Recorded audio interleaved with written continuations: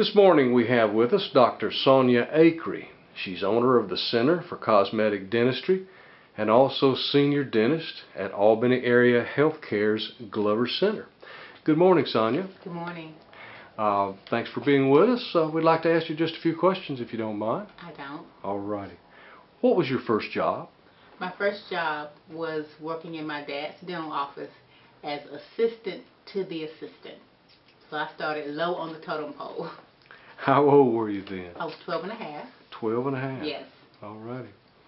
And what was the first thing that you spent money on when you received your first ever paycheck? Well, the reason I started working for him was because I wanted to buy an acid wash blue jean outfit. Uh-huh. Kind of like what they used to have on Back to the Future a long time ago. Uh-huh. And he said, sure, if you work and get the money. So I said, well, what do you want me to do? He said, well, come down to my office. I'll find something for you to do. All right. And the rest is history. I've been in dentistry ever since. Okay. And what's the single most effective technique now that you're a professional in your own right? What's the single most effective technique you've found over the past couple of years for keeping your employees motivated?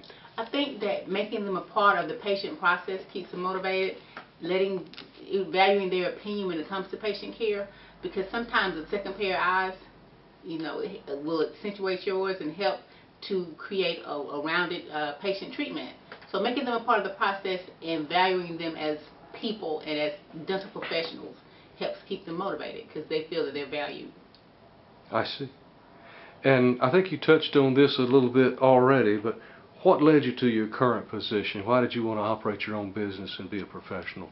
Well, starting in dentistry at an early age, I grew to love it not just because I wanted, to get some extra allowance money, but because the interaction that you have with people, the expression of someone's face when you totally redo their smile and allow them to have a nice smile, and just networking with other dentists on, different things, your specialties. I just thought that it fit my personality. That's the kind of person that I am. I like to make people feel better about themselves. So it was a good fit. Okay. And do you have a role model or a mentor in your career? Was your dad one of those?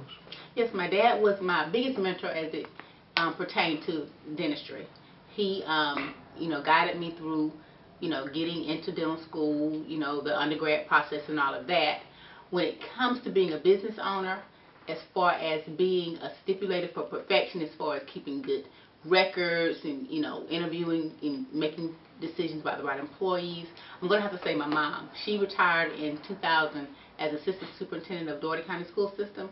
So her ideology as far as, being able to read people and hire people and get the right people in place, that was also helped me to create, the dental offices that I've had in the past. Mm-hmm. Let's talk about economics a little bit. What is the biggest lesson that you as a business leader and professional have learned from the recent recession? Well, the recent recession, I am a planner. I have an A-type personality. I just don't jump out and leap out on faith. And so I think I was more prepared than maybe some people, because I didn't have a lot of things to deal with when monies and certain companies didn't pay as much as they used to. So being a planner and being able to run a tight ship, as I call it, really helped us to get through the recession without many problems. And if you could turn the clock back on one aspect of technology, for example, email, automated phone systems, cell phones, PDAs, etc., what would you most like to see go away? I would like to see some of the automated systems go away. Even with me as a profession, when I'm calling to see about phone service or anything like that, I want to talk to someone. I try not to have a really complicated phone system with my office, because I want you to be able to talk to someone, not have to press 10 buttons just to get to the right person. Because some people will get discouraged and they won't get through. So I wish that wouldn't be as mainstream as it is. Along that same vein, what is your favorite work-related gadget? Digital X-rays, or radiographs, as dentists call it. When that first came on board, I want to say, 10 years ago maybe, that was the best thing, because dentists can now, you can just email to another dentist. You don't have to worry about putting something in the mail or give it to the patient, and you're able to see things in 3D. You're able to do, to catch caries at an earlier state. So digital x-rays are something that I found that really has helped dental professionals. Also, when you want to communicate with insurance companies, digital x-rays, you can write on them, you can draw on them and show them exactly what you're looking at, not just giving them an x-ray and saying, guess what spot I'm talking about. So I really love those. And what's your favorite tradition? I think as far as tradition goes, just sitting down face to face with my patient and doing the opening, how you doing, who are you? I'm old fashioned. I was raised in the South, so I'm going to ask, do I know your people? Just being a hands-on dentist more so than letting staff take over a lot of that is what I like, to keep as a tradition in my office. What was the last book you read? Do you have things you read daily or regularly? Well, of course I read the dental journals that, we get kind of on a month-to-month basis. The last thing that I read was The Hobbit. My fifth grader had to read it. And so we kind of read it together, kind of motivate her.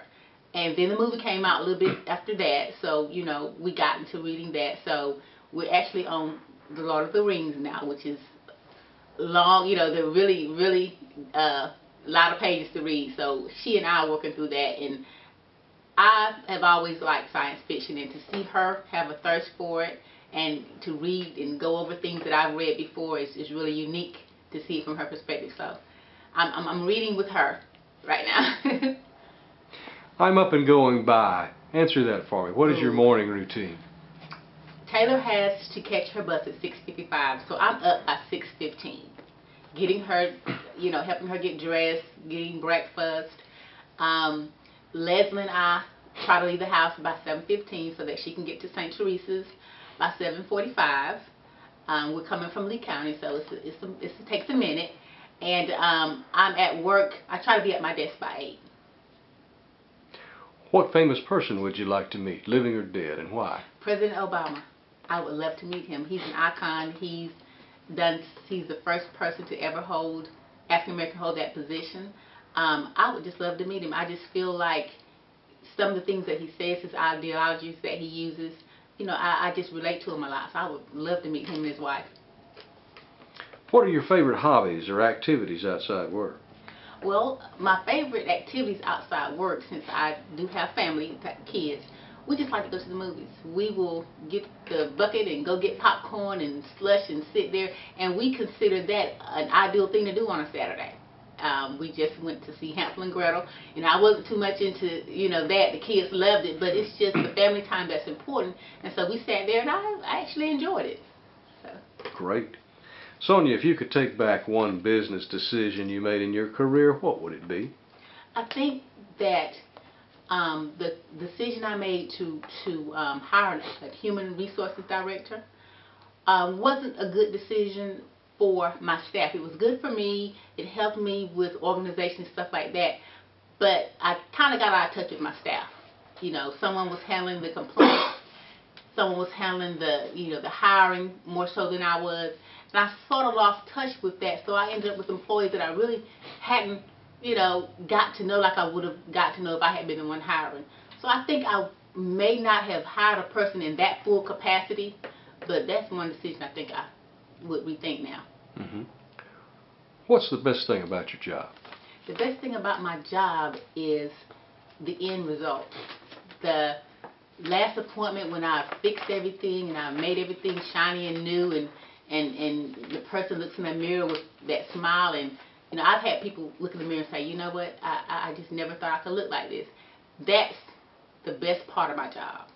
Changing someone's life for the better, making them more self-confident, increasing self-esteem, because the first thing a person looks at when they see you is your smile. If you're not smiling, they're going to wonder what's wrong. So I like to instill that in people. Mm-hmm. And the worst thing? The worst thing is not being able to help someone as much as I want to, either because of finances on their part or because of health reasons, not being able to do all I can do because of restraints due to health or something like that. And seeing the disappointment on the face, I say, well, you know, we can't pull all these teeth because you're on Coumadin, you know, stuff like that. Not being able to fulfill their wishes, or, you know, you can't get veneers because these teeth need, you know, something more extensive. Right. Things like that. What was the most beneficial course you took in school? Definitely business courses. Being a dentist, you know, that's easy. You know, you trained on that, but you're not trained on dealing with staff as much as you need to be. You're not trained on, you know, getting things prepared for your CPA. You're not trained on how to budget and stuff like that. That comes with time, and you can take courses on it, but until you sit there and actually do it and, you know, get organized, you don't realize how hard that is. It takes more time and more effort than it does to be a dentist. What would be your dream job if you were able to pick a position outside your current career path? Definitely teaching. My mother started off as a kindergarten teacher, and she, you know, accelerated all the way to assistant superintendent of school system. And watching her interact with students early in her career when she was still in the classroom, that's something I wouldn't mind doing as a second career. Finish this thought. On the first anniversary of my retirement, I see myself. Well, I plan to semi-retire at the age of 50, which is 6 years from now. So I see myself preparing my oldest child for college.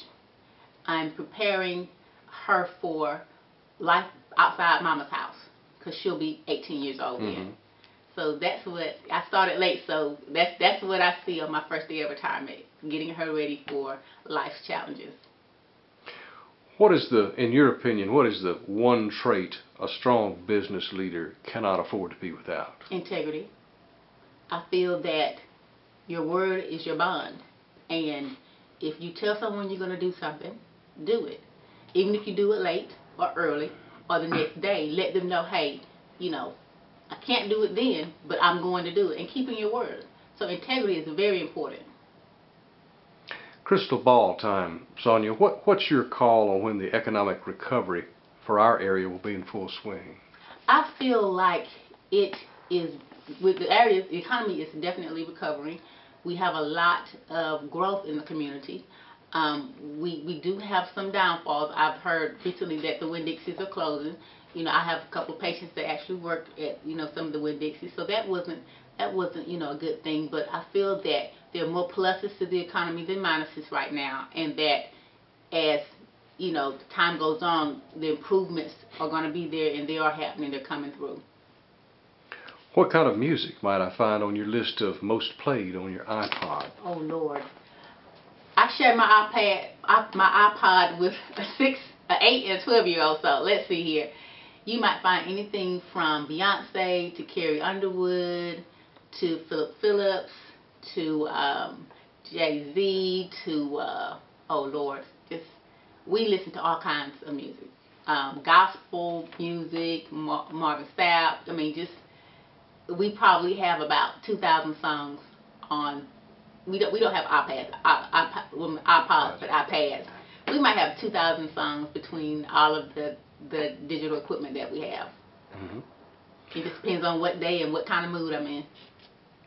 You're going to need your crystal ball again. What do you think is the biggest change Albany will see in the next 10 years? I think in the next 10 years we'll see a boom in the economy. In the next 10 years, we're having definite growth in all of our institutions here, Albany State, Albany Tech, Darden. So I think that growth is also helping us, and we'll see a lot of technological advances in Albany. Our hospitals are growing.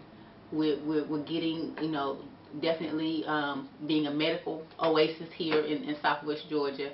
So I see growth in education, in health, and that will, you know, help and accentuate the economy. What was the best vacation you've ever taken, and why? Wow.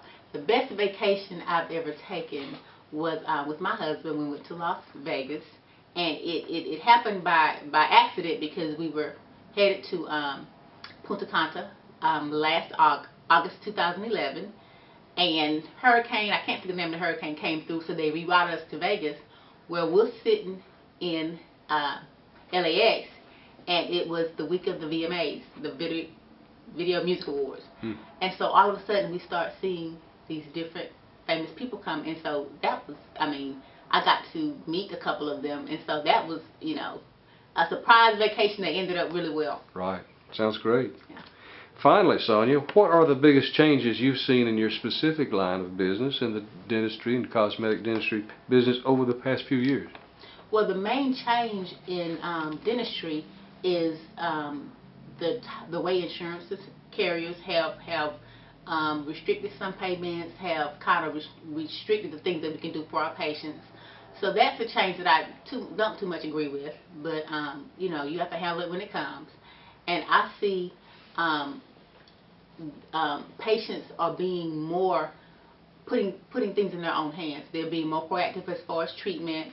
In the South, probably 10 years ago, we were doing a lot more extractions than implants and root canals, and that's changing. People are, you know, trying to save their teeth. So a lot